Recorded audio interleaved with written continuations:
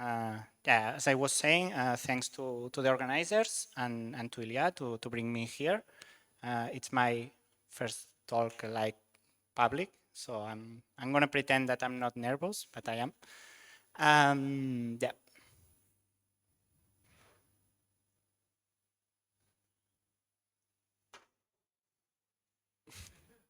Yeah. Okay, this is me. My name is Genar. I'm senior staff engineer in Factorial. For those who don't know, Factorial is a software as a service for human resources. So it tracks time tracking, payroll, etc. So it's a huge application. And yeah, I've been working in Factorial. I think today or tomorrow it will be my work birthday. 6 years now, so it's a lot of time. Um,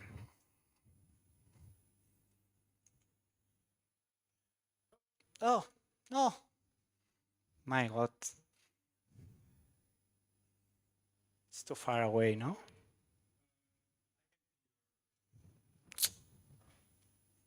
It has latency. Okay, yeah, sorry. Okay, thank you.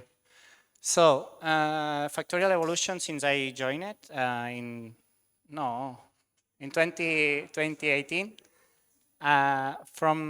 We were, like, when I started, we were 30 employees, and now we are almost 1,000. We were a single team doing everything. And now we are 27 product teams. We were 6 engineers. I was the sixth, and now we are 152 engineers. Our Rails monolith increased from 27 engines to 162. We got from 133 database tables to 713. So yeah, Factorial application is a Rails monolith, and that should be enough amid other things. But no, not really. Sorry, the H8. It's not enough for Factorial. We are not so special, but the scale of our code forced us to look for other things. So yeah, this is not a Rails talk, and it's not an MVC talk either. So I should probably remove the words from the title, but let's keep it like this. Who knows what is this? This is plasticine. If you have child, or maybe you like it to play with this when you were a child, this is amazing.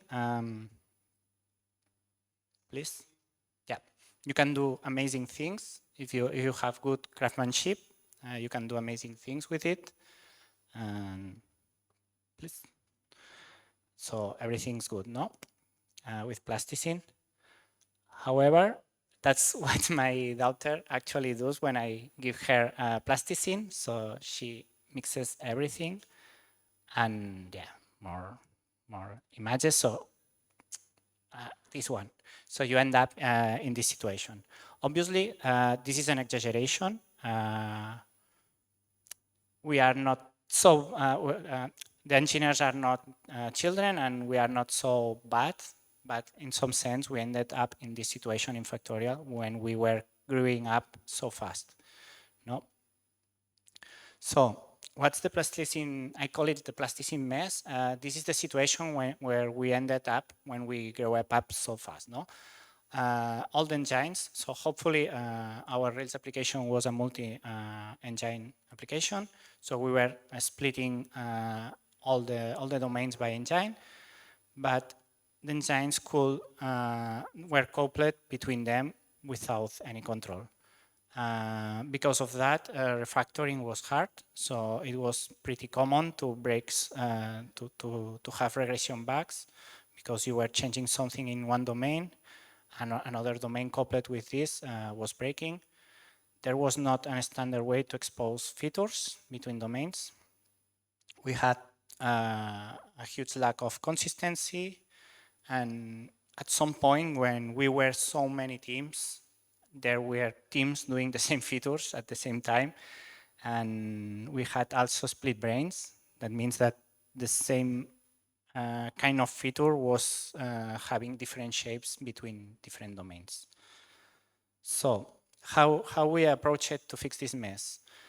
Luckily, as I said, Factorial was a multi-engine setup. But at this point, we introduced Packwork. I'm pretty sure you already know Packwork. And if you don't know it, it's a really interesting tool. It helps us to track how engines communicate between them. We are not very strict about applying it. We are not going crazy. You need to have the isolated engine. But it helps us to do a better code review and understand if there's a coupling that you want to avoid before it's hurting you. We also introduced sorbet at some point. For those who don't know, sorbet is a type check for a runtime and static time type check for Ruby. And it's a really interesting tool. And this allowed us to have type safety in production, so we got less runtime type errors, and it was also helping to do a better object-oriented modeling. We also introduced a PubSub event system based on Rails event store at this time, so we had a mechanism to communicate between domains using events, and they can react to some things. And we started putting more emphasis on solid principles, and we applied some DDD and hexagonal concepts that we thought that were helping us. So the problem with MVC, I said that this talk is not about MVC, but I want to emphasize this because an MVC is not, it's a good pattern to do a web application, but it's not clear where to put the business logic. If you Google where to put business logic in MVC, you will see all the fuzz around. Some people say that you need to put it in the model. We don't want to do this because then you couple to the data store, and this make it harder to maintain. We either wanted the views because we were creating just APIs. Factorial is a server with REST API. Now it's GraphQL. And a single page application. So we didn't want it to use views. And controllers, it's not the good place to put business logic because you want to reuse your business logic, and if you put it coupled to the transfer protocol, it's bad for reusing it. So we introduced one of the good things that we did at this moment is introducing a repository pattern. Not the typical one. We designed our own take of a repository pattern. You will see it's kind of different if you are used to use Java or other frameworks. It's kind of different. And we decided to use Active Record. This is like, it was the motivation of this change. We decided to use Active Record just as an ORM, not to model our business logic. However, we kept the invariants in the active record itself. So the typical, no, you want to validate that a username has or an email is valid. We put it in the active record because it's the best place to have this logic. But we try to put all the business logic in different abstractions that we have, services. We have services for persisting in the database, for do calculations. We have many other services. And we started to model everything with entities, DTOs, and repositories. So next, please. Okay. One of the key changes of implementing our own repositories is that the surface is way smaller. So we interpret our repository as a facade, as the public facing of every engine can communicate with. As you can see, the employee is one of our active record models. It has 783 public methods, and our repository has 37. It has less, but it's an internal detail. It has less, but yeah, it's way smaller. So yeah, please. Okay. One of the other things that we did in our repositories is try to standardize the inputs and the outputs and have it like an open closed approach to be able to extend the inputs and the outputs. That means that the inputs is the DTO and some contextual or meta information that we were passing to the repository. And we also had control on how this output was about to be calculated. That allows us to implement pagination for all the repositories at the same time, projections, search, and different features. We also implemented a hook system. It's pretty similar of the Rails controller before action, after action, and around. It's the same concept. Basically, we have some logic that we can run around our repository public methods that allows us to implement some of these features. No, next. So, for example, we can make sure that our DTOs, if they have some validation logic, it's automatically evaluated. We have policy checks also that are automatically evaluated. We have IDOR checks because we at the beginning we had few IDOR security issues, and now we are making sure that we are not adding more IDORs and we protect the current ones. We also have automatic traces for all the repositories at the same time, automatic webhook, and an N+1 blocker to prevent, an N+1 in the database. Please. This is how it looks like. Yeah, I was supposed to scroll, but no, yeah, it's okay. No, go to the repository. This is kind of, if you are not familiar with Sorbet, I'm going to explain 3 details here. Just the entity, it's the generic part. Every repository has an entity linked to it, and we use this entity to know things about this repository. And yeah, this is the signature of the read method, which is one of the public methods of this resource. And we send the DTO, which is whatever the domain team wants to implement. And the context is how this information should be calculated. And this is an interface. The read result is an interface, so we can implement repositories for Active Record, for Elasticsearch, or for anything that we need. Even if we have an in-memory collection, we can load it here. So, and another thing that I want to mention is that all the public methods in a repository, besides 2 or 3, are considered public verbs over this resource, in this case, the employee. So next, please. So that's what we try to do. It's to standardize how all the resources are exposed in Factorial.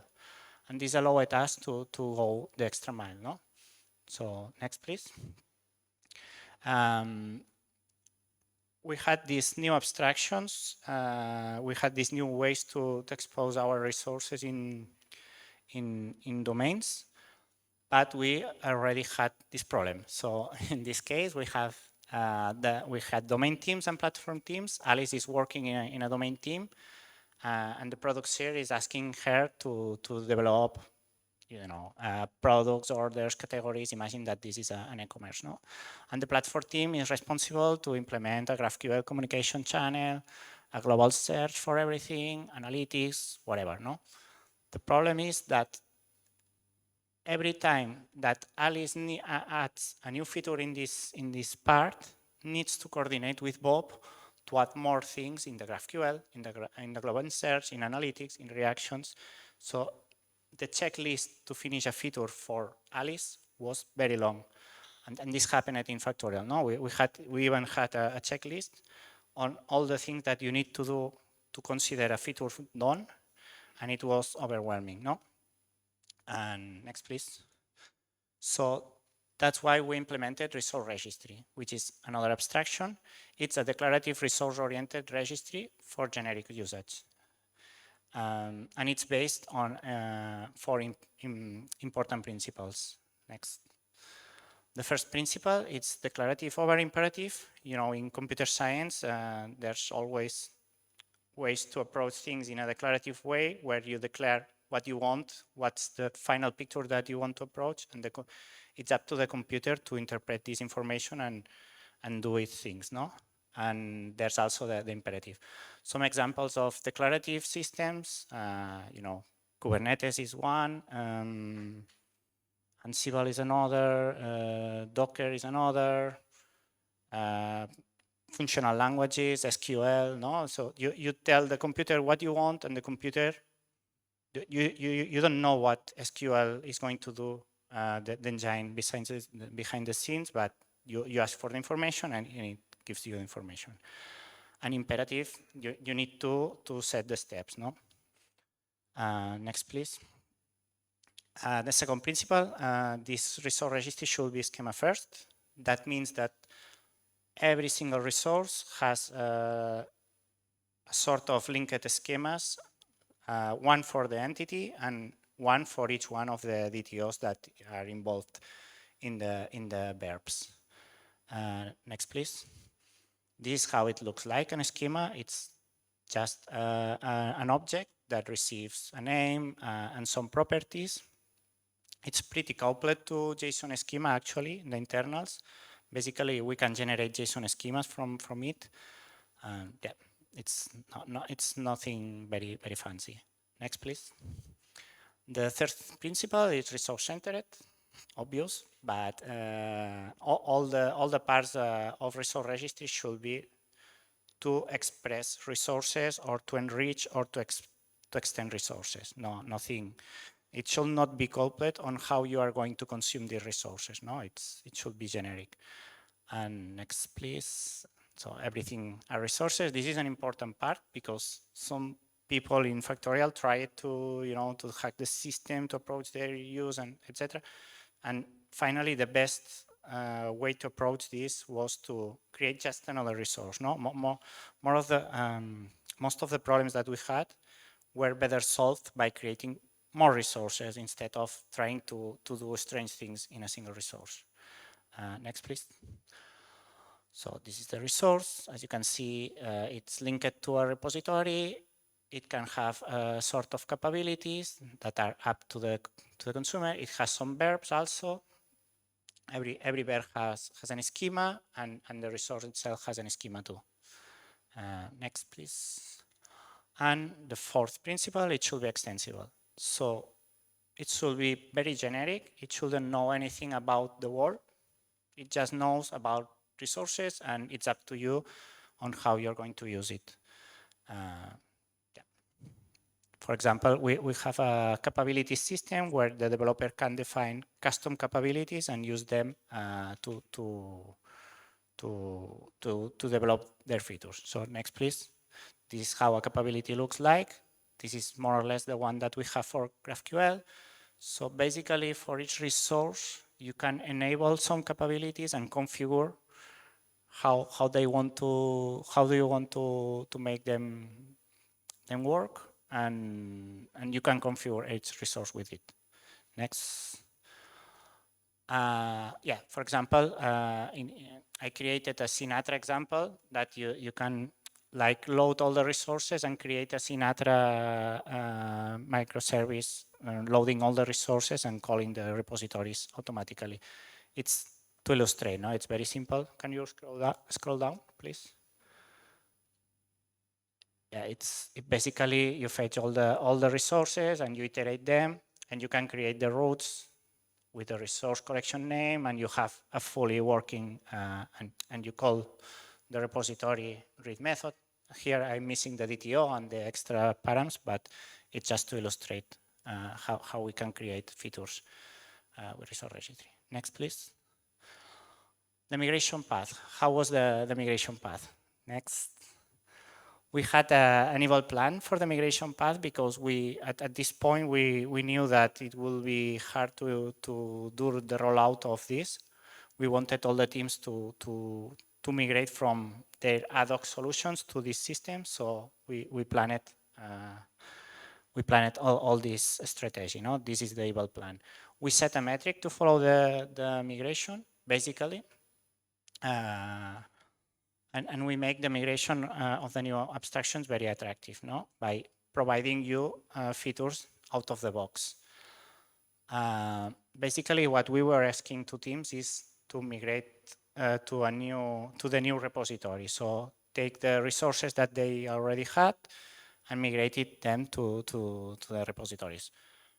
And in order not to force them to define all the schemas, we did a trick with Sorbet, and we inferred all the schemas from the DTOs and the entities automatically. So they didn't need to write all the schemas. And we created enough incentives to migrate sooner or later. The higher incentive is to implement GraphQL over this system.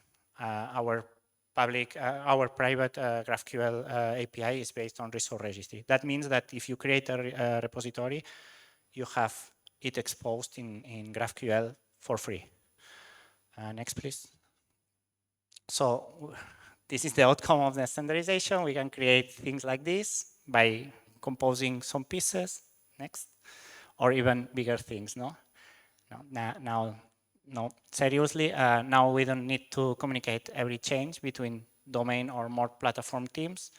We have clearer ownership. It's easier to maintain. We have less complexity and better separation of concerns. We don't have that many glue code, just configurations about your resources. And the business logic is decoupled from the communication. That means that you can create features and you can support all the resources at the same time without even having to communicate with domain teams. And that moved us to a more composable features. Next, please. So this is the current picture of Factorial. We have domain teams creating their business logic in their isolated engines with their repositories. Resource registries in the middle, supported with the schema registry.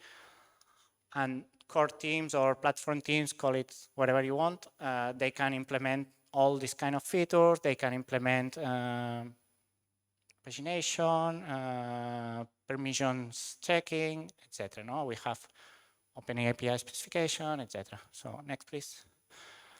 So those are our generic features, some of them. As I told you, GraphQL API.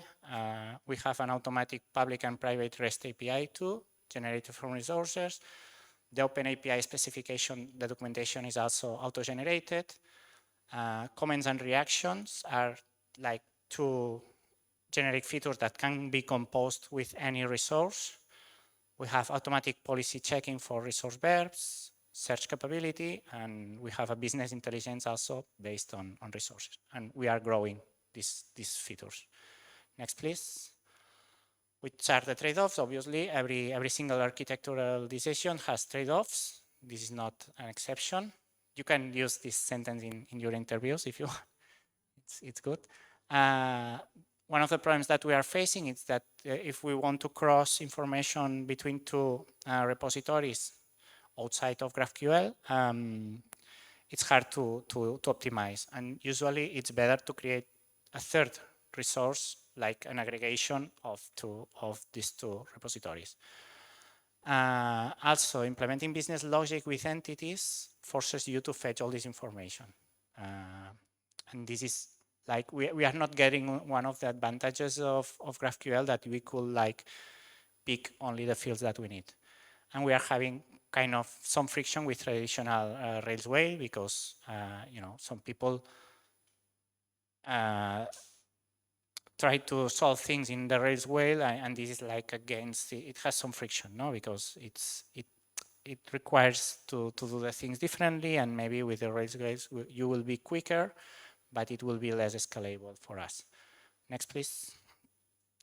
We are not the only ones doing this. There's for the people who is in the Elixir wall, this framework looks really amazing. I haven't tried it myself, but I discovered it along the way implementing resource registry, and it was like, whoa, someone is doing the same, no? It's a really interesting approach. They are doing the same, but it's much more mature than ours. And next, please. And now you can try it. We are open sourcing it. However, it's not production ready, I will say, because as you know, splitting something from a monolith and decoupling from the internals of Factorial, it's challenging, but we are on it. And we are like, at this point, I'm trying to know people that wants to know more or wants to apply it in some projects maybe. So feel free to reach me and ask questions or start or open issues, whatever you want. So that's it. Thank you.